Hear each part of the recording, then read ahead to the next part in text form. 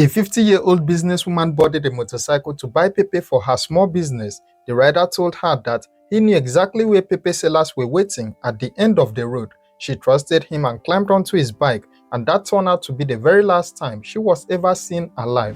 She would be subsequently subjected to the kind of horror you can only imagine. This is the heartbreaking story of Mrs. Patience Komone and how greed turned two young men into cold-blooded killers.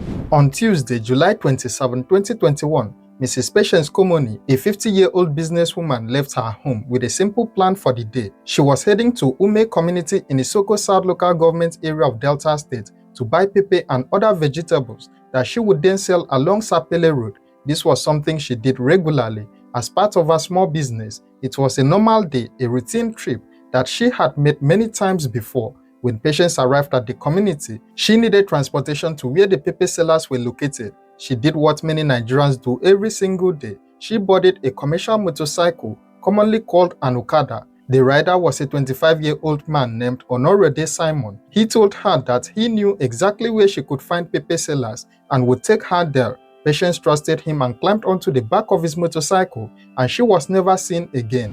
When Patience did not return home that day, her family began to worry. They tried calling her phone, but there was no answer. They asked neighbors and other traders if anyone had seen her, but nobody had any information.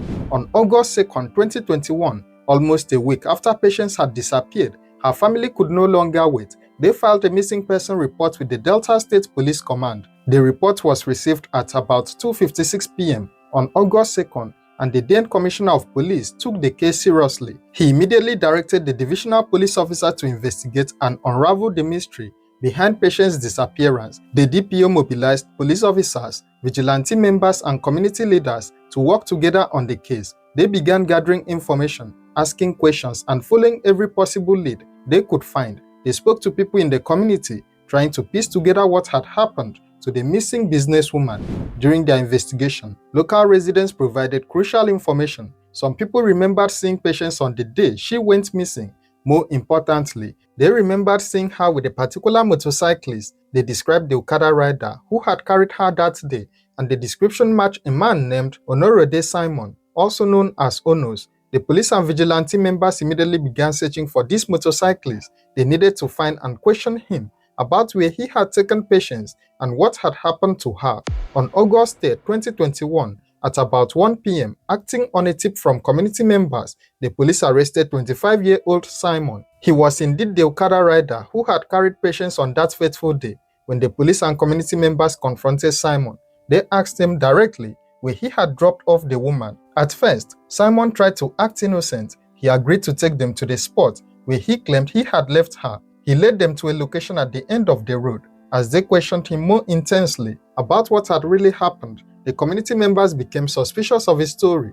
Their suspicion turned to anger, and they began beating him, demanding the truth. Under this pressure, Simon finally started talking. However, even while being beaten, he did not mention the name of his accomplice. He was still trying to protect his partner in crime. The police took Simon into custody and brought him to the station for proper interrogation. It was there, under formal questioning, that the full horror of what had happened to Patience was finally revealed. According to Simon's confession, he had been working with another man named Agbogene, who was a shoemaker. Agbogene had told Simon about an opportunity to make money. He explained that he had met someone who needed human body parts and was willing to pay good money for them. This person had promised to pay them 100,000 naira for this dirty job. Agbogene had told Simon to use his motorcycle to bring a victim to a specific location. They targeted businesswomen who came to the area to buy goods because these women often carried cash and would not be immediately missed if they disappeared. Patience Komone became their unfortunate target that very day. On the day of the crime, Agbogene had told Simon to tell any woman looking for pepper that there were sellers at the end of the road. When Patience approached looking for pepper, Simon told her exactly what Agbogene had instructed him to say. She believed him and got on his motorcycle. Simon drove Patience to the agreed location. When they arrived, he saw Agbogene's motorcycle already parked there. He called out to Agbogene, who said he was coming. Simon waited with Patience until he finally appeared. The three of them then walked into the bush together. Agbogene and Simon told Patience that they were going to meet the pepper merchants who were supposedly waiting there. The unsuspecting woman followed them deeper into the bush, completely unaware that she was walking into a deadly trap. As they walked through the bush, they did not find any pepper sellers. Of course, there were no pepper sellers there. It had all been a lie to lure patients away from the road, where people could see them. When patients finally realized there was nobody there, she told the two men that they should turn back. She said she wanted to go and buy her pepper from somewhere else. They began walking back toward where the motorcycles were parked. Patients walked in front, followed by Akpogene, with Simon at the back. As they walked, Simon noticed that Akpogene was carrying a cutlass. He asked him what he was going to use the cutlass for, and Akpogene replied cryptically that he was going to use it for something. When they got close to where the motorcycles were parked, Akpogene suddenly used the cutlass to attack patients from behind. The blow caused her to fall to the ground. Both men then swooped on her, wrestling with her as she tried to fight back and escape. Akpogene and Simon then took turns to violate the 50-year-old woman until she eventually gave up the ghost from her injuries. After Patience was dead, Akpogene searched through her bag and found 40,000 naira. This was the money she had brought to buy pepper and other vegetables for her business. Akpogene then used the cutlass to remove Patience's eyes and her private parts. These were the body parts that had been specifically requested by the person who promised to pay them 100,000 naira. After committing this unspeakable crime, the two men left Patience's mutilated body in the bush and rode away on their motorcycles. Akpogene later sold the body parts to a man named Lucky Daniel for the agreed price of 100,000 naira. This money, along with the 40,000 naira they had stolen from Patience, was divided between the two killers. Simon confessed that he received 50,000 naira as a share from the sale of the body parts. He also got 20,000 naira from the 40,000 naira they had stolen from Patience. So, for a total of 70,000 naira, Simon had assisted in violating, murdering, and dismembering an innocent 50-year-old woman who had trusted him to take her just to buy pepper. A few days after the murder, when people in the community began asking questions about the missing woman, Simon became worried. He rushed to tell Akpogene that some people had seen him carrying the woman and were now searching for her.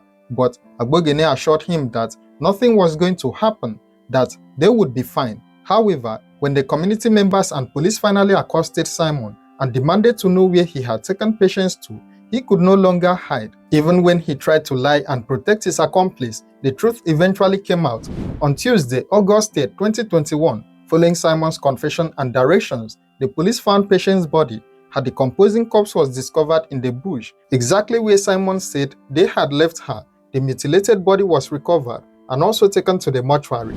The then Delta State Commissioner of Police paraded Simon and also confirmed that the police were actively searching for the two men who were still at large. These men were Akpogene the shoemaker, who had been Simon's accomplice in the actual killing, and Lucky Daniel, who had allegedly bought the human body parts for ritual purposes. The commissioner had appealed to members of the public to assist the police with useful information that could lead to the arrest of these fleeing suspects.